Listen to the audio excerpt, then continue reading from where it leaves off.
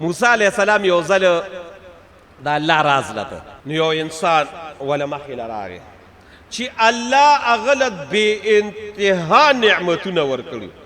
موسی علیه السلام ته وی چېرته ځو؟ د الله راز له ځم. وی یاره الله ته به زما یو التجا ونه کي، یو سوال به ورته زما د طرف نه ونه کي. یو به کوم وایه که وی الله ته به ووایې چې یا الله تا ماله دومره نعمتونه راکړي دي چې د هغې انتها نشته، بس خدایه پاکه ماله نور نعمتونه مه راکې، بس دا شته ډېر دي، بس ماله نور نعمتونه مه راکوه، زما نورو نعمتونو ته ضرورت نشته خدایه، بس دا لږ الله ته ووایه. ځکه قدم په قدم ماله الله نعمت راکوي، قدم په قدم الله ماله بس الله ته ووایه چې نور نعمتونه نه راکړي.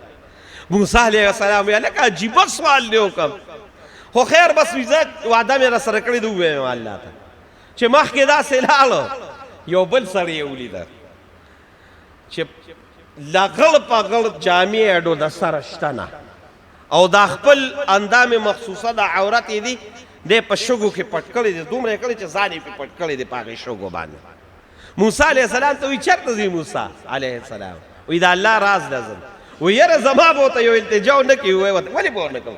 وی الله ته به ووایې چې خدایه پاکه نو دومره قدر خورالو که چې دا جامې قدر خوراکه که نه، دغ نعمتونه خوراکه که نه، زما سره خو هېڅ څه هم نشته، زه خو دقه شان یم تر دې پورې چې هغه جامې هم نشته.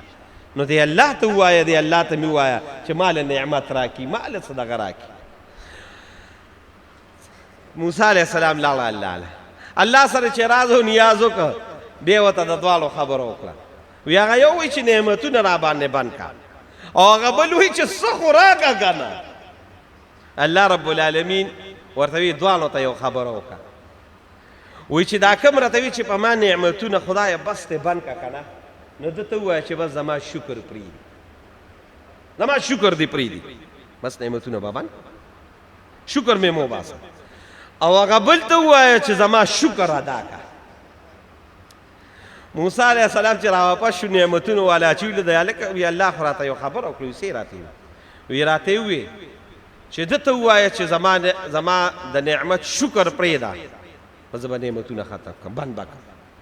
وی ښه، وی زما خوله خو پرېږده چې زما د بدن هر یو ویښته د الله شکر ادا کوي، زه به څنګه شکر پرېږدم، شکر چرته هم نه پرېږدم. نو بیا الله وایي چې نعمتونه به نور هم زیاتو، چې شکر زما وباسي نعمتونه به نور هم زیاتو. بل کاکا له چې راغی چې ویلي ده وی الله راته څه وي؟ الله راته وی چې زما د نعمت شکر ادا کړه. نو هغه ورته ویې چې ښه د الله د نعمت کوم شکر ادا کړم، په ما خو جامې هم نشته. وی دې وخت کې یو مضبوطه د هوا یو لهر راغی او هغه خاورې هم تلر کړې او هغه شګې هم تلر کړې او داسې بربنډ پاتې شو چې ته زما شکر نه شې ادا کولی ظالمه، چې دا خو مې درکړې، دې شکر نه ادا کوي او دې شکر ادا کوي. دله مې دومره ورکړل چې د هغه نه مې وله زیات کړل او هغه مې شکر نه ادا کوي، د هغې شګو نه مې خلاص کړ. د الله شکر ادا کوي. د الله شکر یوازې په دې خولې نه دی چې الحمدلله څلور ډوډۍ مې وخوړې او موټر کې کېناستم، د دې شکر نه دی. د شپې لږ الله ته ودرېږئ، تاسو الله ته ودرېږئ. نو رسول الله مبارک وي د الله د نعمت د ټولو نه لویه شکریا دا ده چې سړی د الله د شپې الله ته ودرېږي. زه تاسو بېګاله د الله دا نعمت ازمو کې یو څلوېښت ورځې د الله دا لمونځ وکړئ او الله رب العالمین ته لږې جلاګانې وکړئ د پېشمني دا لمونځ وکړئ چې تاسو باندې الله د هر اړخ نه د نعمتونو او د رحمتونو او د خوشحالو باران وکړي. او اس باندې مو ودرېږئ، صرف په دې باندې ودرېږئ چې زه خپل رب سره راز او نیاز کوم. او دا داسې وخت تېرونو چې قسم په خدای الله ته انسان ډېر نږدې کېږي. زه تاسو بېګاله انشاءالله ورسره ووایئ او بېګاله الله ته ودرېږئ او د خپلو ګناهونو معافي وغواړئ او دا خوند او مزه والئ. انشاءالله بیا به راته پته ولګي چې د الله دقې مونځ کې د دې پېشمني مونځ کې څومره خوند دی او بیا ورپسې د سار